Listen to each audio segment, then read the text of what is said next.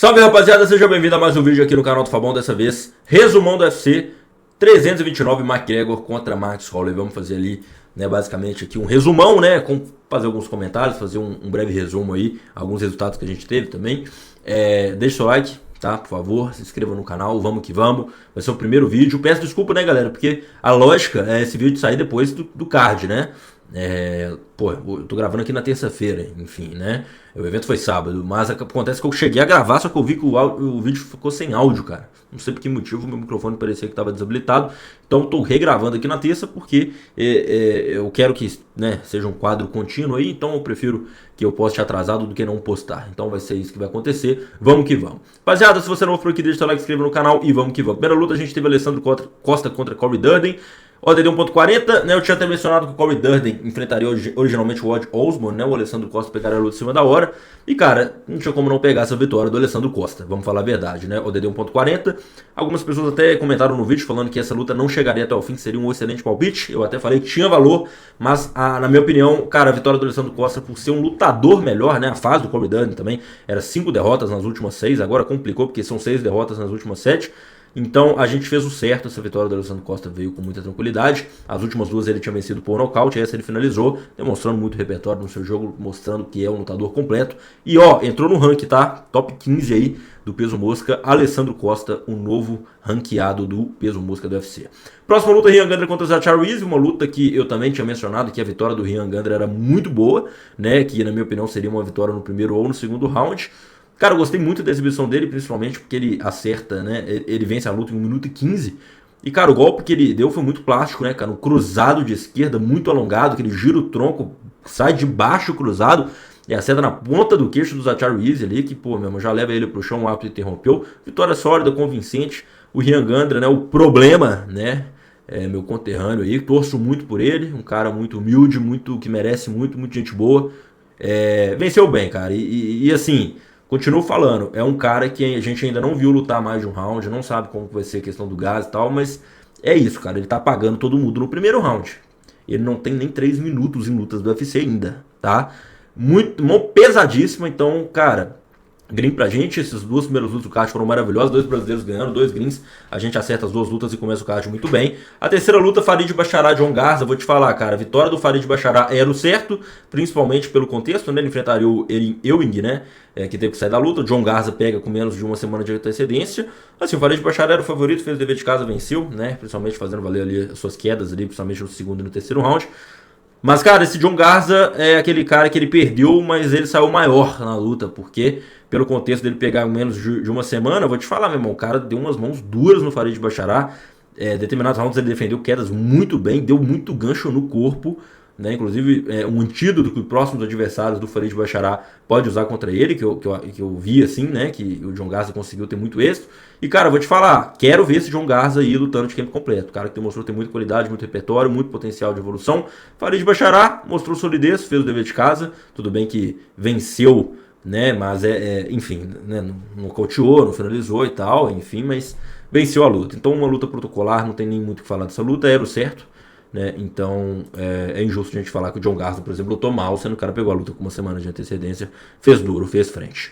Próxima luta, Damian Pinas contra Cezinha Almeida, e essa, assim, muita gente pode ficar surpresa, mas pra mim foi a maior surpresa da luta, cara. Eu imaginava que o Cezinha iria perder, tanto que eu fui a favor do Damian Pinas, né, mas não por nocaute, cara, porque o Cezinha é um cara que, pô, luta trocação, strike puro desde, sei lá, quantos anos, cara, a carreira inteira. E o Damian Pinas, ele lutou muito bem, cara. A verdade é essa. Eu tava dando o primeiro round pro Cezinha, tá? Tava pontuando a favor do Cezinha o primeiro round. Tava bem parelho, mas... peraí que eu acabei clicando sem querer. Aqui, ó. Eu tava pontuando o primeiro round pro Cezinha porque é o seguinte, ó. O total de golpes, se você for ver, foram 39 golpes do Cezinha contra 28 do Damian Pinas. Então a gente coloca 11 a mais pro Cezinha. Mas o mais surpreendente é o seguinte, cara, o Damian Pinas acerta um nocaute, fazendo valer sua envergadura, sua velocidade e seu poder nas mãos, meu irmão. O cara é um monstro. Essa categoria do peso médio de 84 tá absurda. Até Gautier, Ryan Gandra, né, que lutou na segunda luta do card. O Damian Pinas agora tem um Sussurkaev, que é o sparring do Kimaev. Então, cara, essa categoria do 84 tem uma renovação absurda. A gente teve recentemente o Whittaker, né, subindo, Paulo Borrachinha subindo. Então tá chegando cara novo aí que, meu irmão, os caras estão vindo pra amassar. Então, fiquei bem surpreso. Achei um golpe muito técnico do Pinas, no sentido de que ele engole 3 chutes, né, do Cezinha para pegar o timing ali e levar de encontro, né, cara? Um diretão de encontro ali. Ele viu, né, que o Cezinha, ao desferir os chutes, estava meio que deixando a guarda um pouco exposta, né? Não estava subindo ali. E aí, cara, encontra e apaga o Cezinha. Deu até mais um ali de confere, que o árbitro demorou para interromper. Mas é isso, cara. Fez o dever de casa. Eu esperava a vitória do Pinas, mas não acharia que era pro nocaute, não, cara. Então, fiquei, assim, se as minhas expectativas com o Pinas já eram altas, agora ela subiu ainda mais, cara. E sobre o Cezinha, situação difícil, né, cara? Dentro da organização, é um cara que já não tá jovem, vamos dizer assim. Vamos torcer pelo futuro dele, tá? Próxima luta, Tracy Cortes contra o Mankong. Essa luta eu fiquei bem feliz, cara, de ter acertado tudo, tá? Acertei tanto que a luta chegaria até a decisão, que eu, inclusive, né, falei que seria o meu melhor palpite, mas eu também iria a favor da vitória da chinesa. E a Mankong, ela representou muito bem, né, cara? O volume de golpes absurdo, né? Ela não desperdiça muito golpe, né, cara? Assim, ela é boa. Ela é uma lutadora boa mesmo. Ela acerta. Background do kickbox dela absurdo. E é o que eu tinha falado, cara. A luta chegar até a decisão no melhor palpite. Eu acho que ficou muito claro que era, né? Agora, muito me surpreendeu a defesa de queda do Hong Kong, cara. O poder que ela tem ali, a evolução que ela vem demonstrando, muita solidez. Eu acho que, assim, a vencer da Três Cotas é um termômetro muito bom, cara. Porque agora, daqui pra frente, só vai vir tubarão, meu irmão. Então, ela se mostrou pronta e em pé trocar com ela é embaçado, tá? Então, cara, foi maravilhoso. Não poderia ter sido melhor. Acertamos a decisão, acertamos a vitória da lutadora. Pra Tracy Cortes, cara, difícil, 2 derrotas, né? Eu acho que ela ainda tem lenha pra queimar, com certeza, mas momento difícil da carreira, já o Hong Kong tá voando baixo, vitória merecidíssima. Próxima luta, Luke Riley contra Kai Kamaka, não tem muito o que falar, tá, galera? Porque a luta acabou em 3 minutos, uma interrupção mais ou menos ali, sei lá, mas, cara, o Luke Riley fez o dever de casa, né? Ganhou ali no primeiro round. É um lutador que muito mais rápido, enfim, eu falei que eu até achava que essa luta era traiçoeira, que poderia ser mais difícil do que estavam falando, mas que a vitória do Luke Riley seria o correto a se fazer. E foi o que a gente fez. Então, o Luke Riley vence, a gente acerta também esse card. O começo foi maravilhoso. A gente acerta, por exemplo, as 6 primeiras lutas, né? Alessandro Costa, Rian Gandra, Farid Bachará, Damian Pinas, Hong Kong e Luke Riley. Então, muito bom essa luta. Aí a gente parte para a próxima, né? Adrianes contra Corey Garbrandt. Adrianes, cara, eu vou te falar uma parada. Essa luta, tudo bem assim que a gente colocou o Corey Garbrandt no troco, porque a odd estava muito alta, né? Tava o DD4, tava pagando 4x. Então eu até tinha falado que, tipo assim, cara, é melhor colocar um troco no Corey Garbrandt do que ir na odd do Adriano, estava pagando muito pouco. E, cara, por que eu tinha falado isso? Muito porque as principais debilidades do Corey Garbrandt, né, pelo menos a nível de lutas recentes, era o jogo de grappling, tanto que ele foi finalizado pelo Davidson Figueiredo, ele chega a perder também para o Raoni Barcelos, que, pô, botou ele no chão, pegou as costas, grampeou, fez o que quis, e que o Adriano é um cara que traz o elemento da luta em pé, na parte de trocação, coisa que o Corey Garbrandt também é um especialista, né, traz o background ali do seu boxe, enfim. Só que, cara, que a gente viu que esse Corey Garbrandt tá lento pra caramba, não é nem a sombra do que foi um dia na época do Dillashaw, na época ali do Dominic Cruz. Então, cara, se eu pudesse ter mudado alguma coisa, seria essa. Mas como foi um troco, beleza, a gente assumiu o risco. Esse risco também trouxe alguns greens no card principal, que a gente vai falar mais um pouco adiante. Então acho que foi uma boa opção da gente ter considerado como zebra. É difícil falar depois que a luta aconteceu. Mas, cara, o Corey Garbrandt tem uma parada que me irritou muito, assim, que eu acho que eu não tava conseguindo ver. Mas se vocês puderem ver, cara, contra o Pedro Munhoz, ele foi nocauteado da mesma forma. Contra o DJ Dillashaw, na segunda luta deles, né, ele foi nocauteado da mesma forma. E contra o Adrianos, ele foi... A construção do nocaute, o começo da construção foi da mesma forma. Que ele vai pro gangbang, velho. Cara, ele na hora que ele dá o cruzado, ele não repõe, cara. Ele não repõe a guarda, ele não levanta. Ele toma o cruzado de volta, de troco, todas as vezes. Pode rever a luta com o Munhoz, pode rever a luta com o Dillashaw, pode rever a luta com o Yannis, cara. Ele toma esse cruzado. Não tem o que falar. É tipo aquele cavalo velho que tem cacuete. Não vai deixar de ter. Então, difícil. Eu não sei qual é o futuro do Corey Garbrandt. É difícil a gente falar da opinião da carreira de alguém, mas eu acho que considerar a aposentadoria não é nenhum absurdo, né? A sequência não tá boa. O Adrianes, cara, fez o dever de casa, né? Você vê que o Corey Garbrandt até acerta um bom golpe no começo, assim, que dá até um inchaço vermelho no Yannis. Mas uma vez que o Yannis acha a distância e parece que o Corey Garbrandt perde a confiança ali, enfim. Então o Adrianes acaba nocauteando com muito mérito. Essa a gente não acerta, mesmo considerando que seria um troco. Próxima luta, Gabe Stevenson contra Elisha Edson. Odd 1.03, como eu disse, era a menor odd da década, né, até aqui no UFC.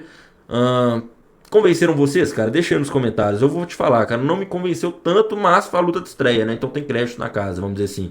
Gabe Stevenson não conseguiu quedar, ele que é multicampeão de wrestling, mas não conseguiu botar para baixo. Em pé, tomou algumas mãos duras, que no mínimo coloca uma pulga atrás da orelha, da gente pensar, tipo assim, cara, se é alguns outros caras ali, eu não sei se você aguentaria essa mãozada que você tomou. Tudo bem que alguns golpes até pega na guarda. Mas assim, cara, achei ele um pouco pequeno também para essa categoria do pesado. Essa categoria tem muito cara grande. Rivaldo Cortez, Pavlovich, Volkov, Tom Aspinall. Não sei, cara. Quero ver mais do Gabe Stevenson. Verdade é essa. Mas venceu bem, ganhou o primeiro round. 2 minutos e 30 a luta ali. Tudo bem que a luta até ficou muito tempo parada, né? O Gabe Stevenson acerta um chute ali nas partes íntimas do Elijah. Mas ganhou. Queremos ver mais do Gabe Stevenson. É o que eu tenho pra falar. Última luta do preliminar, Nikita Krylov contra o Robert Whittaker. Eu falei que essa luta era muito difícil, porque a gente não sabia como seria o Whittaker subindo de categoria, se ele sentiu gás, velocidade. E o que a gente viu foi um Krylov começando bem na luta no primeiro round, consegue ali imprimir um jogo de clinch, grudar no Whittaker, jogar fortes joelhadas ali na perna do Whittaker e tal. Só que, cara, uma vez que o Whittaker achou a distância, acabou. O jab do Whittaker estava entrando, velocidade enorme, Krylov se perdeu na sua estratégia. Eu tinha até falado pra vocês, né, galera, que essa luta eu tava um pouco mais inclinado pro Krylov. Mas o palpite que eu enviei no grupo foi a luta não chegar até o fim, que acabou batendo ali no início do terceiro round. É meio que uma desistência verbal ali do Krylov, né, que o Whittaker acerta ali o rosto. Ele acusa meio que o nariz ou a mandíbula ali, sei lá, alguma coisa meio que tava bambo ali, não sei, o Krylov já logo desiste. Então o Whittaker fez o dever de casa, estreia muito bem, gostei dessa estreia, quero ver mais dele nessa categoria.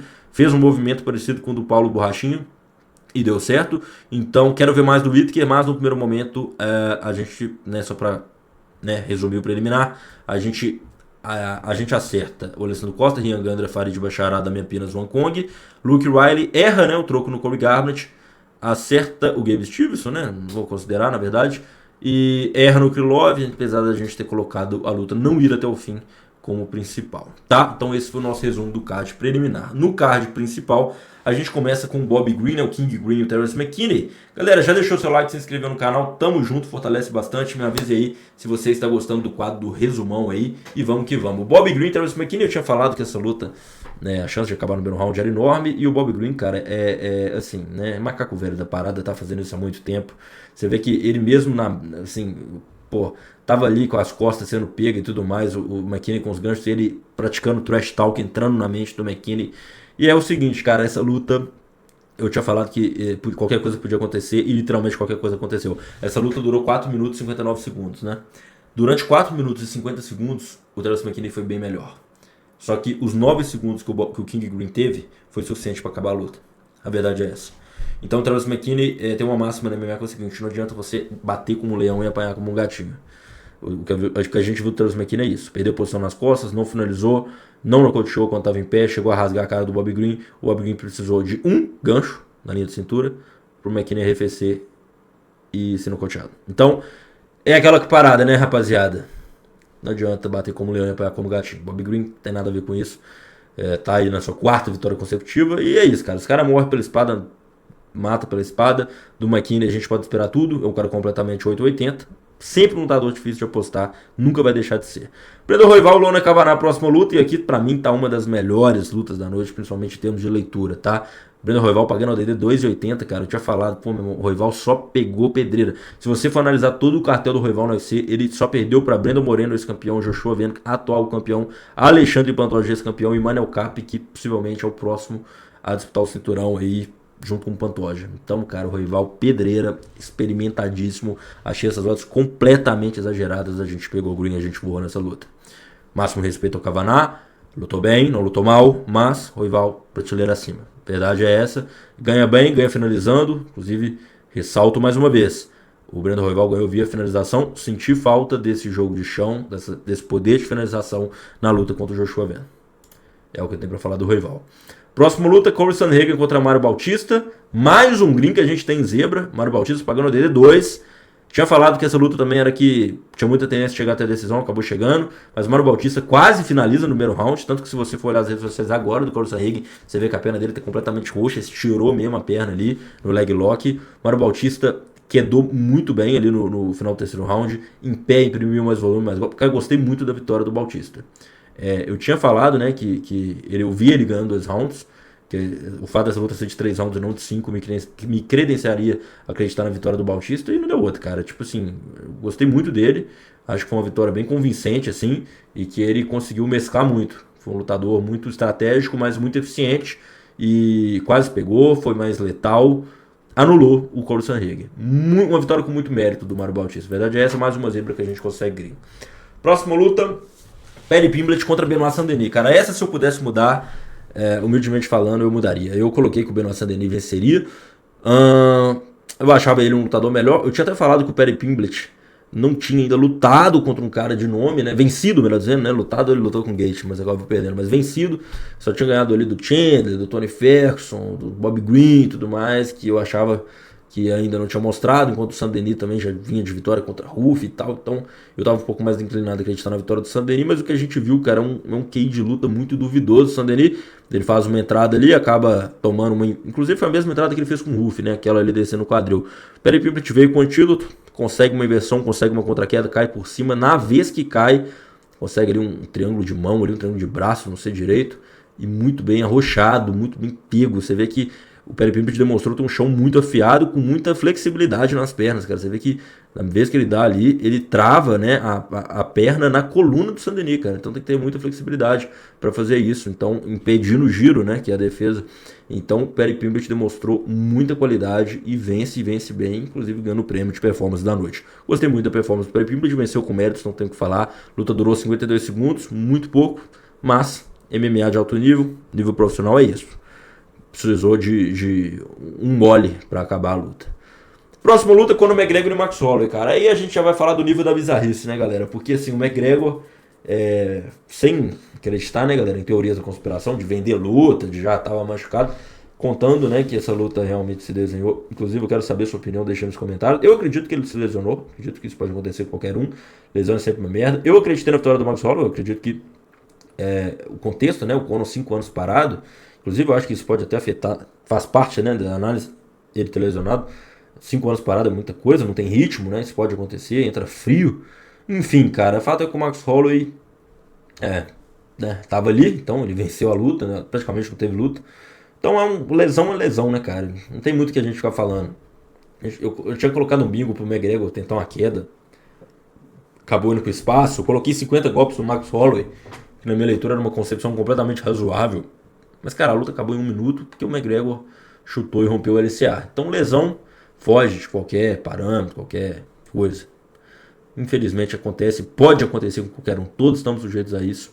Até mesmo, cara, se você for limpar seu móvel ali, tu pode dar uma estirada na coxa e é o que é.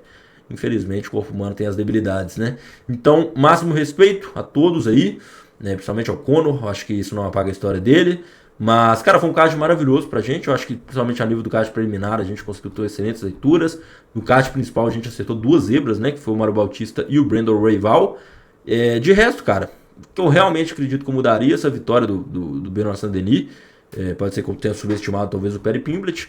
E essa vitória do Corey Garbrandt, cara, eu tava muito pelo casamento. Mas analisando um pouco mais friamente, difícil, né, cara? Tá difícil confiar no Corey Garbrandt. Parece que qualquer lutador do UFC hoje ganha dele. Essa é a impressão que fica. A gente não sabe qual é o futuro. É isso aí, rapaziada. Resumão do UFC 329 feito. Tamo junto, forte abraço. Valeu!